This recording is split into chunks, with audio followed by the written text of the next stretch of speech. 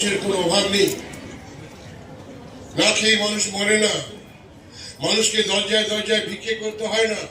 এত সুন্দর পরিকল্পনা নিয়েছেন, জন্ম থেকে মৃত্যু পর্যন্ত মানুষের জন্য যে পরিষেবা পশ্চিমবঙ্গ সরকার দেয়, তার ফলে মানুষ আমাদেরকে দুহাত তুলে আশীর্বাদ করে ভোটে জয়লাভ করে।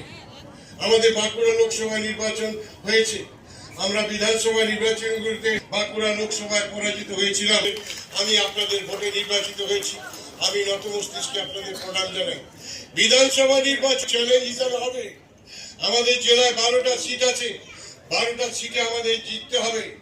আমি অনেক কথা বলতে পারতাম, কিন্তু আমার সময় হয়ে গেছে, আজকেই আমাকে দিল্লি যেতে হবে, আমি 4টার ফ্লাইটে যাব। কিন্তু তা সত্ত্বেও মো আমাকে বলেছিল আমার একবার আসা প্রয়োজন আছে। আমাদের নেত্রী চন্দ্রিমা ভট্টাচার্য আসছেন, আমাদের সমস্ত গ্রামের নেতৃবর্গ আসছেন, তাদের পাশে দাঁড়াতে হবে। আমি আপনাদের অনুরোধ করতে এসেছি, ছেলেদের চেয়ে মেয়েদের ভূমিকা আপনাদের গার্ড দিতে হবে, বুথে কর্মীরা কাজ করছে কি করছে না। যারা বিএলও দায়িত্ব নিয়েছেন তাদেরকে বিএলএদেরকে কাজ করতে হবে। বিএলএ তাস খেললে হবে না, ঘুমলে হবে না। প্রয়োজন হলে যদি ভোটার লিস্টে কোনো জায়গায় আমরা অসংগতি